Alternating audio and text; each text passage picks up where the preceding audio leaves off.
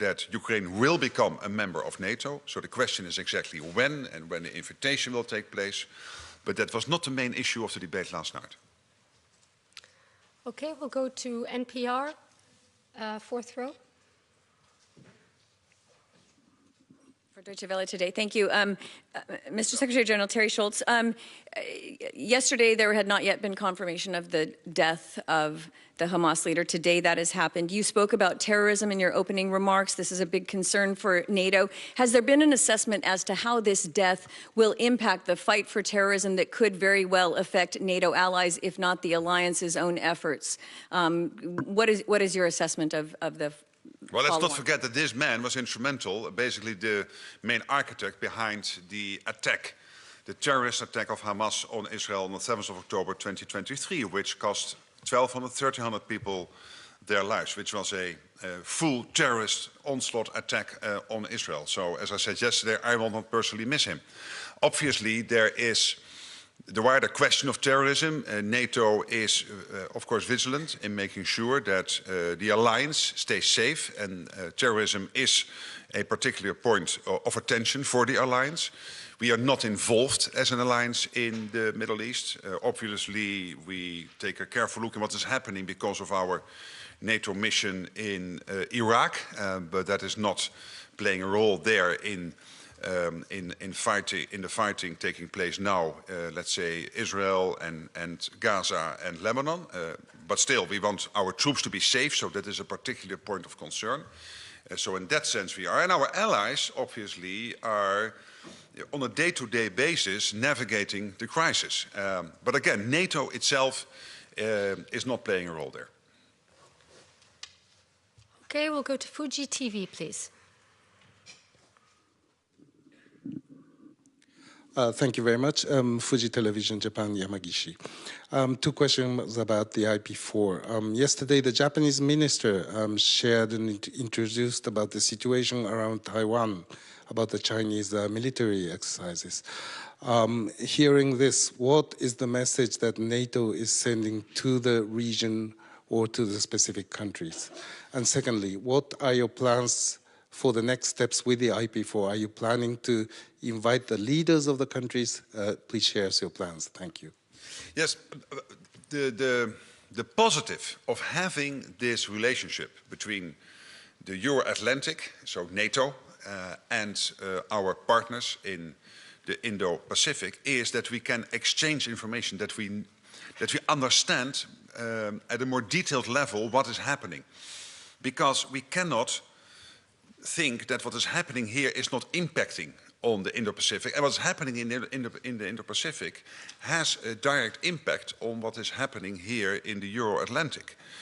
So obviously it was extremely useful to listen to our partners from New Zealand, Australia, Japan, Korea, South Korea, and basically understanding better. This was not just about China or Taiwan.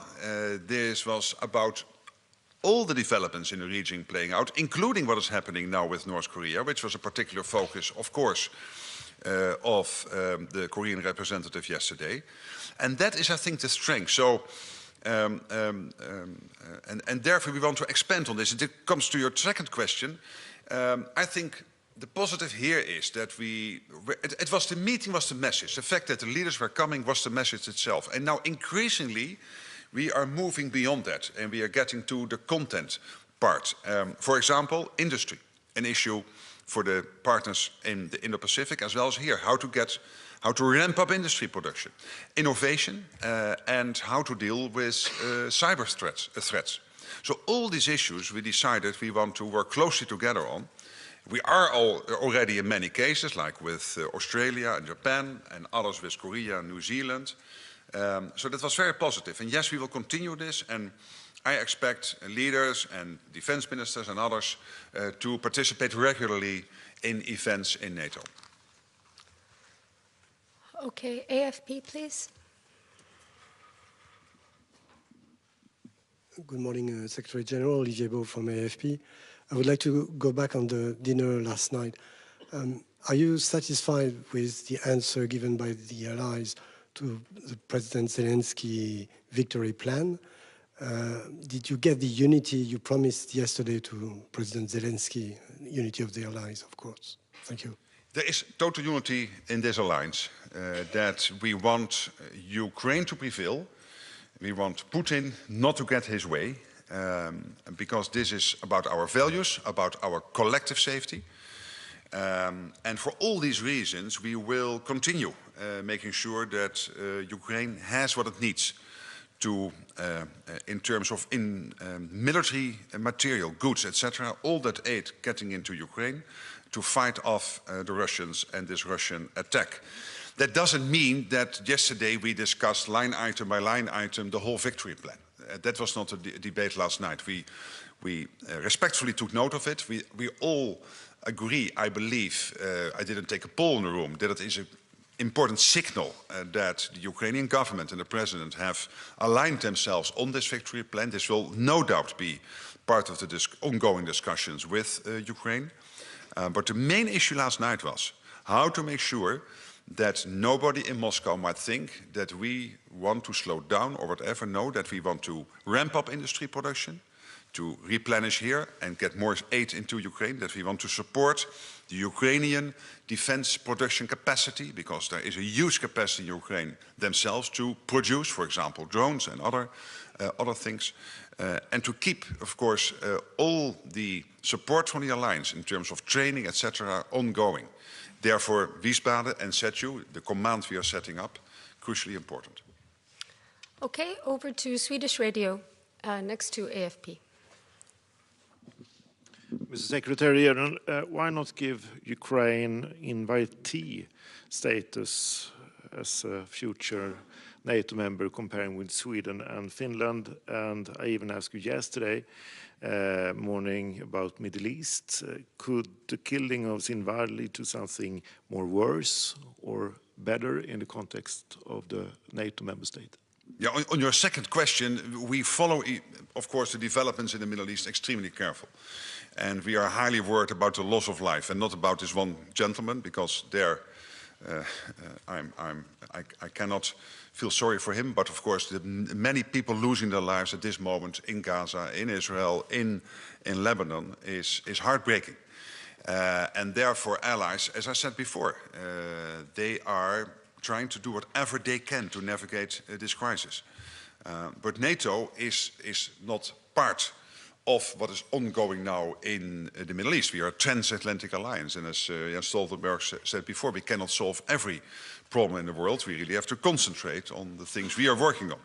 And through our mission in Iraq, of course, we are in the region, and we are very much looking at the safety of our troops there and their ability to be effective in supporting the Iraqi government in building up their defense capability, etc. On the other question, as I said before, Ukraine will be member of NATO, and I will applaud that day. And obviously, including what he said in Washington, the irreversible path to membership, which was a considerable increase in language, in signaling to the Ukrainian people that their future will be in NATO, there will be the discussion amongst allies and with Ukraine on the path towards NATO. But when you look at what is happening practically, the interoperability, JTAC being set up in Poland, which will help with the interoperability between Ukraine and NATO. The bilateral security agreements of many allies helping Ukraine on their path to NATO membership. The 40 billion pledge, the setting up of the command in Wiesbaden. This all collectively constitutes, yes, a sort of pathway, a bridge to membership. So that leaves only the question, which still politically is an important question, and for many other reasons, of the exact step-by-step approach towards membership. And that is something we are ongoingly debating, of course, also amongst ourselves. Okay, I'll give a final question to TVR Moldova at the back there. Thank you. Karina Romishir, Moldova, Republic of Moldova. Secretary-General, in light of Moldova's October 20th referendum on EU accession and regional security concern, what steps is NATO considering to enhance defense in Eastern Europe, especially in the Republic of Moldova? Thank you. Yes, of course, we are working closely with Maya Sunda's government.